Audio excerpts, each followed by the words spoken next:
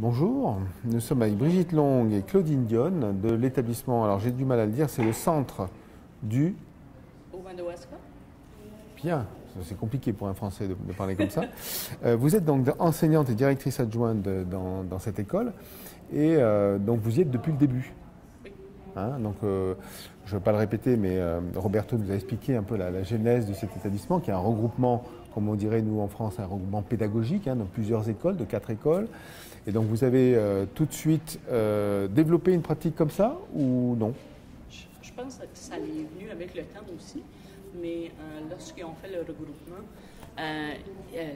une des visions, c'était d'avoir une école innovatrice au niveau des technologies. Ça ne s'est pas fait du jour au lendemain. C'est avec des pratiques gagnantes qui ont été élaborées de plus en plus et des enseignantes qui ont voulu entamer autre chose. Alors tous les enseignants ici étaient partants pour ce projet pédagogique? Les enseignants étaient partants, puis c'est un groupe ça fait longtemps qu'on travaille ensemble. Donc quand l'école a ouvert ici en 1997, les enseignants se sont rejoints, ont commencé à travailler ensemble. Il y a des gens qui avaient des habiletés dans certains domaines et d'autres à d'autres endroits. C'est qu'ensemble, on a fait une belle complicité, puis on s'est entraidés. Aujourd'hui, je peux dire que presque tout le monde est habile, puis a les compétences nécessaires pour poursuivre, puis a le goût aussi. Donc, on est un groupe, ça fait longtemps qu'on travaille ensemble, on connaît nos forces. Et globalement, l'équipe pédagogique est stable d'année en année? Il y a des changements? Il y a quelques changements qui se font d'une année à l'autre, mais en général... 80% de l'équipe est stable. Donc ça, c'est important, parce que dans un établissement, s'il y a trop de turnover, c'est compliqué de mettre en place un projet. Surtout la continuité des projets. Oui, c'est sûr. D'accord. Donc, vous avez démarré donc progressivement, ce que vous avez dit. Est-ce qu'il y a eu un schéma de formation qui a été dispensé, ou alors chacun s'est auto-formé est avancé en même temps que l'évolution technologique? Je crois que chaque enseignant ou enseignante s'est auto-formé dans certaines matières, disciplines ou au niveau des technologies. Il y avait leur passion ou leur habileté face à certaines pratiques gagnantes. Et je crois qu'on s'est échangé de cette façon-là, ces pratiques-là. Alors, on va revenir sur le projet au départ. Pourquoi avoir voulu créer un centre d'apprentissage innovant et avec des pratiques pédagogiques innovantes? Je crois que c'était la vision du directeur général à ce moment-là, d'avoir une école innovante au niveau des technologies. J'aimerais le voir aujourd'hui à notre école pour voir est-ce qu'on a accompli ce qu'ils souhaitaient. Oui, qu'ils souhaitaient à ce moment-là. Mais on est innovante. Puis avec les années aussi, ce qui est arrivé, c'est qu'à un certain moment donné, on a permis à tous les enseignants d'avoir des ordinateurs portables. Et on a engagé des personnes en tant que mentors en informatique pour faire le tour et former les enseignants. Donc pendant 3-4 ans, tous les enseignants ont reçu des formations. Donc ça a donné un petit peu d'étincelle à ceux qui savaient peut-être pas quoi faire. Donc on a vu ce qui se passait ailleurs, on a appris des nouvelles choses. Puis ensuite est venu le projet des portables avec les élèves de 7e, 8e année. Puis ça aussi, donc on a eu des élèves qui sont devenus habiles, qui ont pu aider les enseignants aussi à former des nouveaux élèves. Donc de fil en aiguille, on se retrouve où ce qu'on est aujourd'hui en essayant des petites choses à chaque année. Puis en se performant à chaque année aussi, autant on a été formés, autant aujourd'hui que les élèves qui nous forment dans ce qu'on fait comme travail. Alors on voit notamment dans le labo que vous cherchez à ce que les élèves s'entraident entre eux. Et je dirais que quelque part, vous-même, enseignants, vous vous êtes aidés entre vous pour progresser. C'est ce que vous dites un peu plus ou moins. Parce que je regarde dans l'aile des petits, ils ont commencé avec un labo créatif 2 ans passés. Et l'enseignante responsable commence à propager un peu d'initiatives qu'elle fait dans son labo aux autres enseignants. Donc, ce que vous préconisez pour les élèves, vous l'appliquez à vous-même, quelque part. Oui, puis je pense que ça fait la différence aussi. C'est que quand on a une enseignante qui est moins habile dans quelque chose, on essaie de lui aider, on essaie de lui donner la piqûre sans nécessairement la forcer à faire le projet quand elle n'est pas prête.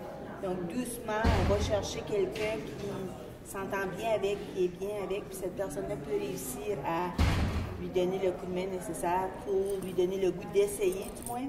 Puis ensuite de ça, ben, quand on s'approprie un projet, on peut foncer puis aller beaucoup plus loin. Parce que l'arrivée des technologies n'allait pas au même rythme pour chaque enseignant. Donc, il ne fallait pas l'imposer non plus, le faire graduel, de façon que l'enseignante puisse avancer elle-même à venir faire des changements. L'établissement a connu un peu plus d'élèves il y a quelques années, me disait Roberto. Est-ce que la taille de l'établissement est importante? Est-ce qu'il y a des établissements plus gros au Canada ou au Québec ou au Nouveau-Brunswick, ou c'est une taille normale quelque part?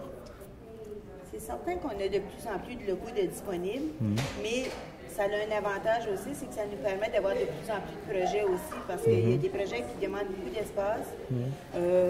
Et on a des bénévoles de plus en plus qui viennent nous rejoindre aussi, donc ces bénévoles-là peuvent prendre des locaux, puis s'installer avec un groupe d'élèves et travailler avec ces élèves-là. Donc la taille de l'établissement est importante. Mais alors je ne parlais pas forcément des murs, hein, parce que bon, effectivement, on a vu que le labo prenait de la place au fur et à mesure, mais plutôt de la taille de l'équipe pédagogique. Vous êtes une vingtaine, en gros. Oui. Est-ce qu'on peut faire la même chose avec un établissement où il y a une centaine d'enseignants? Est-ce qu'à votre avis, la taille fait que, humainement parlant, il y a une petite équipe qui se connaît, qui se côtoie, qui échange? Est-ce que si c'était plus gros, est-ce qu'on arriverait à la même chose? C'est une bonne question.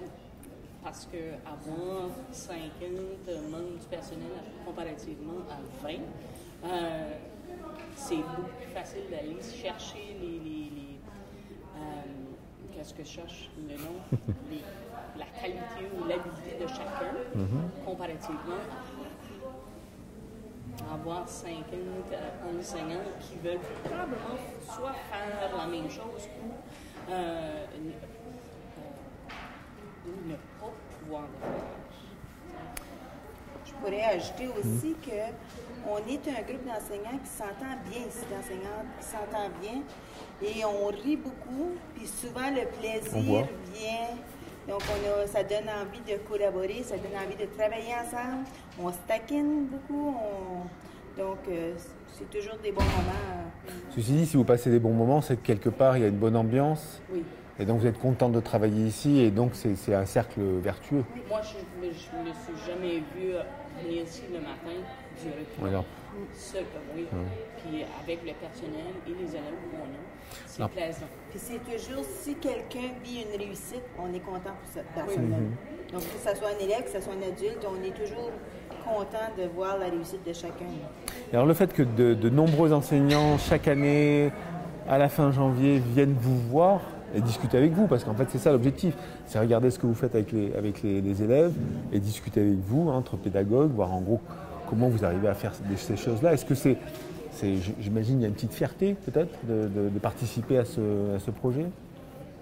C'est une grande fierté. On est fiers, on est contents. La seule petite chose, c'est que nous, on a tout le temps des petits projets à préparer, des petites choses, donc on assiste rarement aux conférences. Donc, les gens vont voir les conférenciers, vont voir. Nous, on entre, mais on doit sortir pour aller accomplir une autre tâche pour préparer l'activité suivante. Donc, mais on est fiers on veut que ça soit prêt pour la prochaine activité aussi. On vit le colloque différemment, les participants. Mais par contre, c'est toujours plaisant de voir les participants revenir après 5 ans, 6 ans, toujours de retour, et les côtoyer aussi. Mais comme que Mme Brigitte mentionnait, c'est totalement différent comme enseignant au niveau d'organisation. Et seulement voir la fierté dans les yeux des élèves, ça n'a pas de mots pour décrire les sentiments qu'ils ont. Et même la semaine prochaine, ils vont tous nous raconter les questions qu'ils ont reçues et tout ce qu'ils ont dit. Ils sont fiers, et les parents aussi. Et vous n'aimeriez pas monter sur l'estrade et faire une conférence en train d'expliquer ce que vous... Il y a quelqu'un qui va le faire ce soir. À la table ronde. Mais c'est quelque chose qu'on fait durant la journée. On a la chance de pouvoir participer de cette façon-là le matin avec les visites des classes, avec les questions des participants. Puis qu'est-ce qui arrive aussi comme moi, j'y vais ce soir pour 5 minutes pour parler des coulisses. Mais dire préparer une conférence de 1 heure, on est épuisé premièrement. Ça fait un bout qu'on prépare et se mettre ce stress-là, on veut quand même vivre des bons moments. Puis on donne la chance à quelqu'un d'autre. Nous, on fait notre partie, puis on donne cette partie-là à quelqu'un d'autre qui... Parce que ça fait plusieurs années qu'ils demandent pour que Roberto fasse une conférence. Oui. Mais comme on le dit si bien, rendu à vendredi, on est épuisé, on est fatigué parce que ça fait 3 semaines de suite. De préparer tout ça. Au niveau de préparation. Puis le vendredi, on a nos élèves, on a le fonctionnement, le déroulement de la journée. Sur cette partie-là, je crois que pour nous autres, notre conférence, c'est vraiment la visite des classes. Parce qu'on a vécu des bons moments, puis on vit toujours des bons moments, mais hier soir, on est parti tard, on est rentré tôt ce matin pour préparer notre journée, donc on laisse cette partie-là aux autres personnes.